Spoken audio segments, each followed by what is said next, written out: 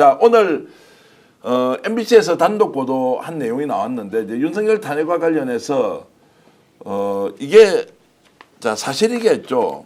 아니 MBC에서 오늘 7시쯤에 이제 단독 보도를 한 것인데 윤석열이 계엄 해제 결의안이 통과된 직후에 다시 재선포하면 된다라고 하는 이제 이 내용으로 MBC가 이제 단독으로 보도를 했는데요. 뭐 내용을 보면 이렇습니다.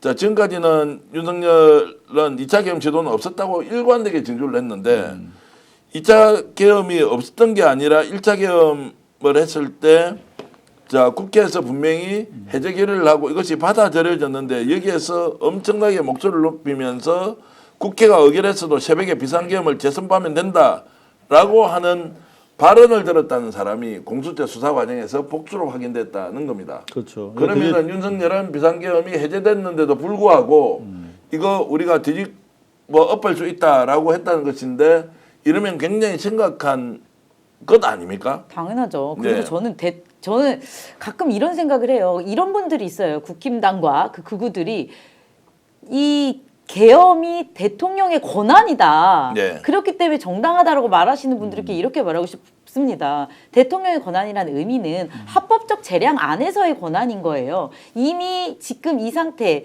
2024년 대한민국에서는 이 계엄은 불법 위헌이었어요. 그렇다면 대통령의 권한 자체가 아닌 거거든요. 네. 그런데 그걸 계속하겠다? 이건 계속 헌법 질서를 정말 파괴하고 그리고 군부로 진짜 파쇼로 진짜 이 나라를 다스리겠다라는 이 윤석열의 말도 안 되는 진짜 내란죄를 계속 범하겠다라는 그냥 선포 같은 거거든요.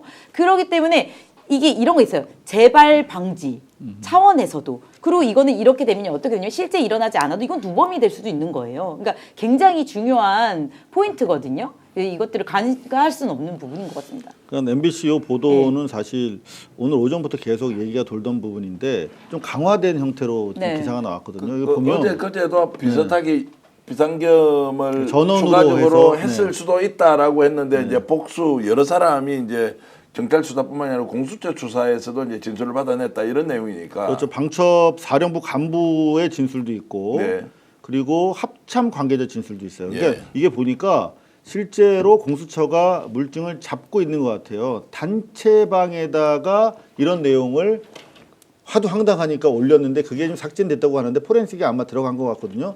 문제는 뭐냐면 이미 우리가 알고 있던 거 있잖아요. 김용환이 과부 적중했다. 라고 했던 말 있잖아요. 우리가 중과부적이었다는 취지로 했던 얘기의 앞뒤 맥락이 여태까지는 우리가 안 알려줬었잖아. 근데 그 얘기를 왜 했는지가 나온 거야. 그러니까 야, 너 국회의원부터 잡아오라고 했잖아 라면서 그 술을 마신 상태라고도 얘기의 진술이 나왔었지 않습니까? 군사경찰 그 복수의 제보에 따라서. 근데 아마 술을 마셨겠지. 너 국회의원부터 잡으라고 그랬는데 임마! 그랬더니 인원이 부족했습니다. 중과부적이었습니다.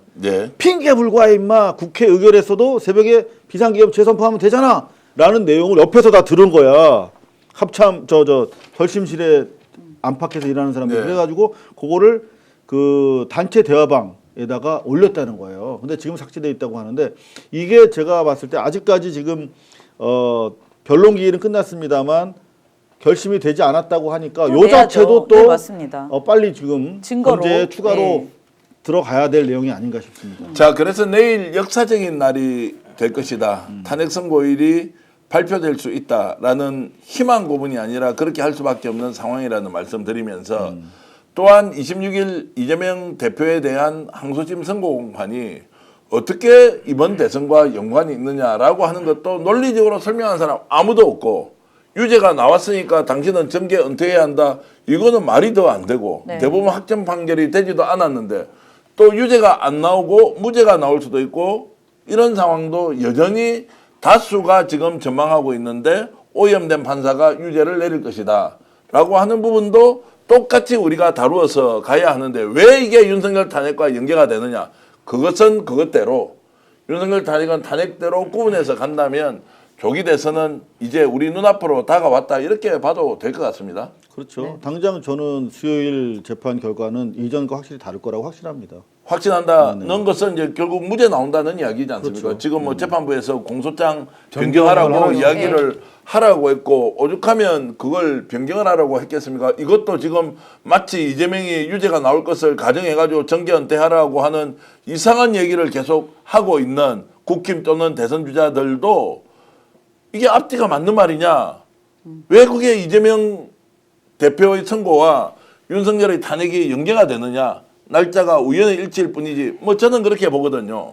저도 연관은 없다고는 생각은 하는데 네. 그럼에도 헌재가 자꾸 뒤로 미루니까 이런 그 개연성 비슷한 시기로 겹치다 보니 이렇게 얘기를 하는 거라고 생각이 좀 되어지고 그 지금 이재명 대표님 저도 그렇게 생각은 해요. 좀 더 다른 결과가 나올 것이다. 왜냐하면 1심 때부터 조금 이상하지 않았습니까? 네. 왜냐면 뭐 이걸 지금 말하면 뭐 끝이 없으니까. 근데 그거와 관련돼서 분명히 저도 이제 재판을 하다 보면 1심 때 이상했던 부분들이 2심 때 많이 바뀌어요. 그럼요. 그리고 2심에서도 만약 결과적으로 나오지 않았을 때에는 이건 좀 법리적인 문제도 있는 거거든요. 네. 똑같은 사실관계를 갖고 어떻게 판단하느냐의 문제인 거거든요. 그렇다면 아직 우리에게는 3심도 남아 있기 때문에 이거 너무 모든 것들을 그냥 26일 날 모든 것이 결정된다라고 또 볼 수만도 없다라고 생각이 들어요. 기본적으로 이재명 네. 대표 관련된 소송을 저희도 뭐 현장에서 계속 팔로우를 해왔습니다만 대체로 1심, 2심, 3심 거치면서 이게 아무래도 이 외압이라든가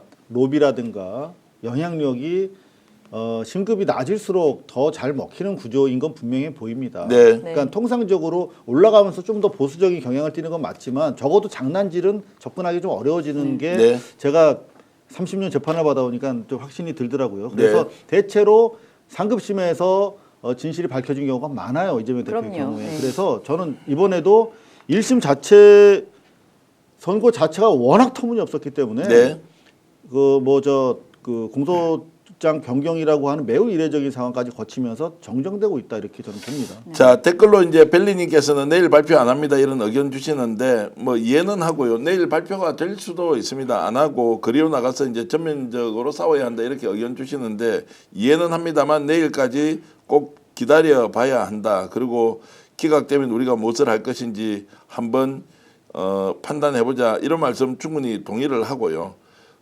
그리고 이제 댓글로 이런 게 있습니다. 유시민을 대통령으로 만들자고 주주님이 이렇게 의견 주시는데 이렇게 올리지 마십시오. 유시민 작가에게 첫 번째 전혀 도움이 되지 않고 두 번째 이게 지금 나올 만한 이야기냐. 그리고 또 한양진 님입니까? 아니면 진한양님입니까? 기각되면 스픽스 문 닫아야겠네 이렇게 해주셨는데 문 닫아 드릴까요? 뭐 저는 이제 제가 거꾸로 좀 질문을 하는데 우리가 근데 제가 왜 그러냐면요. 기각이 된다는 건 파국을 얘기하는 거예요. 네. 쉽게 말씀하시면 안 돼요. 예, 예. 그러니까 예를 들면 사람이 나와 싸우겠다라고 얘기하는 건 그 싸움은 목숨을 거는 싸움이에요. 지금같이 말싸움하는 거 아니에요. 예. 그걸 그렇게 올리시면 안 돼요. 저희들이 이렇게 앉아 있지만 그런 거잖아. 니들 싸울 수 있어 물어보시는 거잖아요. 그럼 예를 들면 싸움 어떻게 하실 거예요? 같이 싸우실 거예요? 그러니까 전 적어도 이 사태에 대한 육중함을 아셔야 된다는 거예요. 네. 제가 지금 장난하는 거 아닙니다. 저희도 이런 얘기 한 게 지금 흔적으로 안 났습니까? 저희 지금까지 발언 거 다 흔적으로 남습니다. 네. 나중에 기각이 돼서 만약에 윤석열이 복귀했을 때 저희들은 온전할 것 같습니까?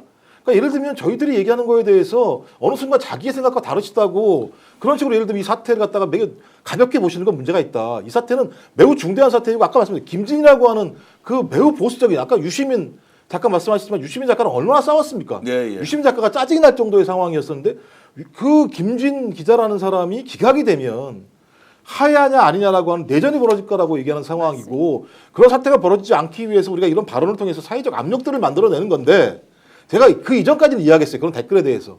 지금까지 이렇게 말씀하시면 제가 볼 때는 공화국에 매우 예를 들면 적대적인 말씀을 하시는 거예요. 댓글을 쓰시면서. 예, 예. 어쨌든 그런 부분 잘 알고 그래서